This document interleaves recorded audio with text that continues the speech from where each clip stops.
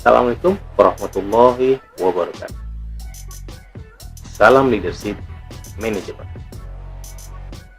Baik, kali ini saya akan menjelaskan tentang bagaimana caranya bisa memotivasi diri untuk jangka panjang. Artinya, orang itu bisa termotivasi untuk jangka pendek, ya, tidak stabil. Nah, bagaimana caranya agar kita bisa termotivasi untuk jangka panjang? Oleh karena itulah, kita perlu paham apa itu yang namanya internal motivation, atau kalau dalam bahasa Indonesia adalah motivasi yang berasal dari dalam diri sendiri. Baik, motivasi secara umum terbagi menjadi dua. Motivasi yang sifatnya eksternal, dan kedua adalah motivasi yang sifatnya internal. Motivasi yang sifatnya eksternal itu adalah motivasi yang membuat orang tergerak untuk melakukan sesuatu atau mencapai suatu tujuan atau mencapai suatu cita-cita dikarenakan faktor-faktor yang di luar dirinya.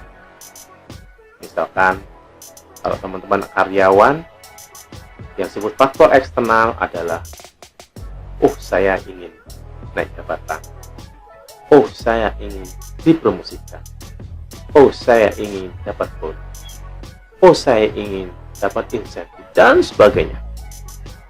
Jadi itu contoh motivasi eksternal kalau teman-teman sebagai karyawan. Nah, motivasi yang bagus yang apa? Yaitu motivasi internal. Apa itu motivasi internal? Jadi orang termotivasi untuk mencapai sesuatu atau mengerjakan sesuatu dikarenakan faktor di dalam diri, bukan karena faktor di luar dirinya. Contohnya, saya pokoknya harus kerja keras, jika tidak bagaimana saya bisa menghidupi anak istri. Atau contoh yang lain, saya tidak peduli saya itu dipromosikan atau tidak, naik jabatan apa tidak, gaji naik apa tidak, yang penting saya bekerja maksimal, karena bagi saya tiap hari adalah prestasi baru. Karena prestasinya tidak banyak, maka peluang keberhasilan di masa depan juga lebih besar peluangnya. Atau yang terakhir, saya nggak peduli omongan orang, yang penting hari ini harus lebih baik dari kemarin, karena hanya saya yang bisa mengubah nasib saya, bukan orang lain. Ini adalah contoh motivasi yang sifat internal. Nah, ternyata internal motivation atau motivasi yang muncul karena faktor diri sendiri inilah yang menyebabkan seorang akan bisa memiliki kemampuan bertarung dalam hidup jangka panjang. Sedangkan kalau hanya orang itu mengandalkan motivasi karena faktor eksternal, ada bonus apa tidak, gajinya naik apa tidak, saya dipromosikan apa tidak, itu biasanya akan naik turun motivasi. Jadi saran saya, teman-teman, galilah motivasi yang ada di dalam diri, karena motivasi yang ada di dalam diri itulah yang akan menyebabkan kita bisa bertarung dalam hidup untuk mendapat yang terbaik. Itu teman-teman, ya. Jadi kita melakukan sesuatu bukan karena orang lain, tapi karena diri sendiri. Hari ini harus lebih baik dari kemarin, ya. Kalau tidak, itu kemunduran buat saya. Itu contoh-contoh motivasi. Jadi tidak terpengaruh oleh lingkungan, ya. Jadi kita punya, dalam hidup kan kita punya dua tujuan hidup pribadi atau keluarga. Yang kedua, tujuan yang berhubungan dengan karyawan, sebagai karyawan atau sebagai bagian dari perusahaan atau sebagai pengusaha.